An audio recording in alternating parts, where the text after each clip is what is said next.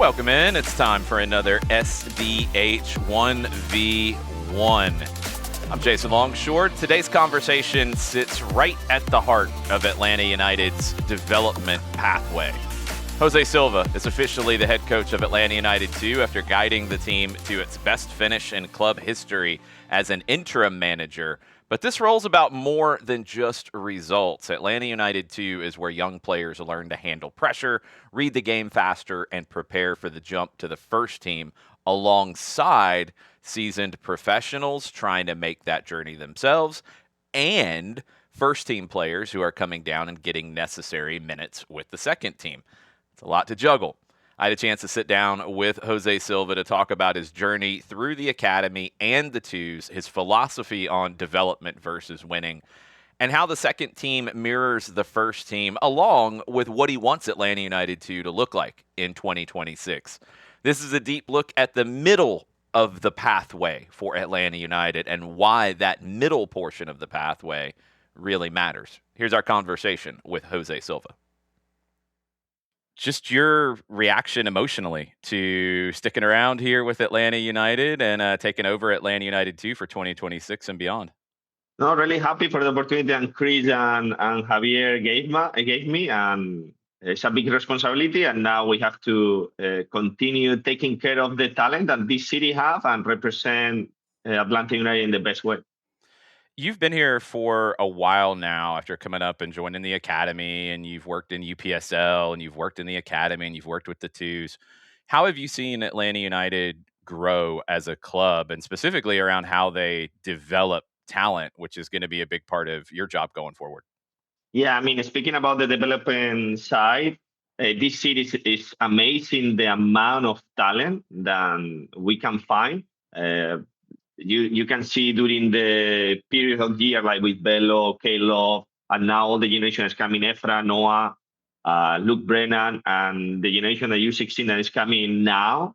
It's really interesting to see the different profile and this player pool of the city can provide to the club. And now is our job to take care of this talent and try to push him forward. Yeah, that's what's been so interesting to me is watching, leave the twos to the side for a minute, just the talent coming through and how I think there's more now than there was before as Atlanta United's matured and gotten older. And I think different kinds of players we're starting to see emerge. And it is a good challenge for you to try to incorporate all of that. Yeah, it's amazing. No, I cannot complain because I have been in other places where it's difficult to have this player pool. And it's amazing the job that Javier is doing. The roster now have let's call it a more diverse profile. And this for a coach is perfect because you can try to fix it in a position, try to develop in that, and in the future help the first team to win games. For people who don't maybe understand the workflow with Tata Martino as the first team manager, with Chris Henderson overseeing everything, with Javier Perez overseeing all the development pathways, where do you fit into that, and how do you interact with Tata, with Chris, and with Javier? Every day we have continuous talking. It's soccer, so it's really person related. How is our business? With Tata, he was here for a short period of time here in Atlanta, and he find time for us to talk about players, to talk with some of the prospects that we have, and that is amazing. He also want us to be really connected and helping the first team during the week. So that is amazing for us and for our players because they can see where is the benchmark for them. With Chris and Javier is continue talking about what we're doing, what this player is doing, what should we bring, what we should improve, and all these things. I'm really excited to see the synergy with you and Javier and with Tata. And Chris, having worked with Tata, is going to understand what he wants and what kinds of players he wants. But you and Javier and Tata, I feel like from the outside, you guys have a lot of synergy, a lot of similarities in how you see the game. Yeah, we share the same, let's call it game philosophy. Yeah. And we know that, I mean, Tata and Javier have been previous in big clubs, and Tata comes from Newell Old Boys and is famous for developed players. So we know how important is the academy system to help the future of the team, of the club. I think one of the elements of player development that maybe we're starting to get into this conversation a little bit more. I feel like in this country we used to always talk about American players were very physical and they were strong and they were fast and they had a great endurance. And now the technical side has caught up. But the tactical side is something that I felt like last year, especially, really took a jump with the young players that you were bringing into Atlanta United, too. Kids who could play different positions depending on what was needed in that match, depending on what was needed in the second half versus the first half. Have you seen the tactical intelligence grow during your time here? Yeah, I would say yes. And Javier Perez have like a methodology that is focusing that. And for the age, and I have to touch, and I was touching in the club from U19 to second team is players from 16 or sometimes 15 when they grow really quick, Yeah. 15 till 23. And the main difference between then and a player from the first team is like people say the tempo. But that tempo, more than technically or more than be strong, is how fast you can read the game to already incorporate the next action when the your action even didn't start it. So for me, it's really important in these players and also together with the staff to how to find the best position and fix his profile, and inside that profile, how he can do three things really good with the ball, three things really good when the team doesn't have the ball. And if he does one of that one really, really, really good, it's a player that probably is going to impact in the higher level. I think we probably maybe fans and it's maybe more evident with central midfielders, this tactical intelligence and I think the growth in it. When you look at somebody like Cooper Sanchez, who you've worked with over the years quite a bit, have the rise that he did last year, and then right behind him is Didi Cibrian, who was very young and played a ton of minutes last year.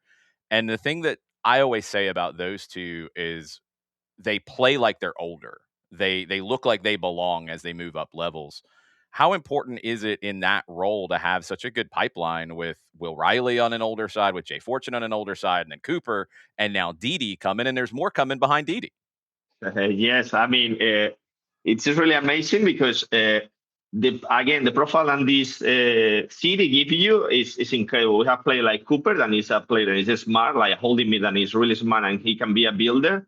To we have in the 16 David Allenbar, and is a player that can be destructive, and these players are difficult to find. After we have Didi Cibrian, there is a player more to create balance for the team, and he doesn't care about the attack. He care about I build for you, I will cover your back, and I'm really happy doing that role. So it's for me, for the staff, it's amazing how different are the profile and how can we help to bring a different profile as a CM to the first team. I feel like another player that we saw grow in a lot of different ways last year, and he was rewarded with a homegrown contract, is Santiago Pita. You know, he came into the team. He talked to me last week about how much confidence that you helped give him in his development. What do you take out of, like, how does it feel for you when you see players that you've worked with for a number of years get to that level and get that achievement? How does that make you feel? For me, is the best reward in life because it's part of my passion. Like help young guys to change completely their life, and now they go to a higher level and they can be there selling that level. Yeah. It's so cool to see it. And I always go back to, I wish I could remember the coach who said it. And that's probably why, like, this role is so important. We don't always know all the coaches who impact a player. But he talked about how it wasn't about winning trophies for him. Those were nice, but it was about the jerseys of players that he put into first teams and how important that was to his job. Now, the on the field side last year, and we haven't had a chance to really dig into it since the season ended. You guys had an amazing run with Atlanta United too, and played your way into a spot that almost put you into the playoffs. That a month before it didn't look like was going to happen. How emotional was that up and down, and then ultimately coming up just short on the final day? I mean, it was amazing to. finally give the opportunity to these guys to play for a meaning game till the last part of the season, because that last game against Chattanooga was like kind of like a playoff game where even with the penalty kick, if we win, we go through. So it's really important. We have to develop. At the same time, we need to teach this kid how to win games. So in the future, they can help to the first team. And for that, winning games during the season help us to have more meaning games at the end of the season. So it's one of our objectives, like being playoff next year, because we think that we have the quality to do it, and at the same time, we want to give them some stressful moment to these players. So when they go to the first team, they are get used to this pressure. All of that stress and all of that kind of trying to play your way into more meaningful games. When we talk about development, I know that there's always this push pull of development versus results. I feel like your job is right smack in the middle of that and trying to balance. You have to get results to get these games that help players develop and understand how to read the game a little bit quicker. Yeah, I mean, there has to be a balance between how to put that 11 outside, because we also have to take care of the talent that we have in the academy to make them grow. And at the same time, we need to also protect this talent, because we need to also, like I said before, we need to teach these guys how to win games. And if we push for some players really quick, maybe they can get in a stress situation and they are not get used to handle, and that could go left really quick. So we need to all the time like balance that when we put 11 out, or when we are looking in the long term how to win games at the same time, and also develop the player for the first team. I feel like we forget that side of it so often. I mean, we were just talking tactical and physical and the technical development, but the emotional development is a massive part of it, and you can't leave it out of a player's long-term development plan, can you? No, that is something that go little by little as with experience. These players are probably, when they go from the second team to the first team, they are going to experience something that they didn't experience before. That is, they are going to go from be the superstar to be probably the backup in the beginning, and they need to figure out how to, from backup, go to sub, from sub to the field, and from the field to stay in the field. And once that you're in the field and no one take your spot, or we don't need to bring someone from outside to take your spot. So we need to recreate that in the second team in a way that we cannot push the players too quick, because maybe they get entitlement and I own this. We need to make a little bit difficult the way, but at the same time making that they can figure it out to continue going forward. Your coaching journey has been a really fun one to watch, and you worked with Steve Cook for a number of years with the twos, and you've worked with plenty of other people over the years as well. How important have those mentors and those people that you've worked with, how important have they been to your development to get you to this point? Everything. I mean, thanks to God, and I have opportunity to be of the situation to be in place, and we have really talented people. Like when I was in Orlando, I was with Tony Hernandez. I was after went to Barcelona Academy, and now he's in LFC. Jose Vargas, and he was the director of methodology in Valencia. We have Fernando Arguila, and work have all experience coach and work in Barcelona. After when I come here in the academy, we have really talented people. I learned from Gonzo. I learned from also Javi Perez. Teach me a lot of things. He has a long career behind him. Also, Steve Cook, I learned some knowledge from him. So in every situation, I have the opportunity to work with great people that help me to continue growing my knowledge and the way to do things. Yeah, it's been a really cool development plan to see you from UPSL winning Coach of the Year to now taking Atlanta United 2 into the 2026 season. How is everything coming together for the season? I know the twos are always a very interesting roster build, and you've got to account for academy players who aren't on professional contracts and first team players who will come down and support as well. But three new signings today. How do they fit into your vision for Atlanta United 2 next season? So yes, I mean it's been a really collaborative work with Javi, Will, Clayton, and Chris and Spector, and when getting involved in how we build this roster. And it's really important that at the same time that we find a place for our talent that is coming from the academy, we can put like U23 players around them. So again, we balance a little bit, develop with performance on the weekend. And also something that we didn't do as good in the last years is the roster was with a lot of international players. So we look the two more as supplemental roster for the first team because MLS is growing in games and now World Cup is here. The calendar is going to be really tight. So we need to have at least 10 players, 12 players in the second team that in any moment when something that God doesn't want it in the first team, they can go and do the backup role for them in 2 games.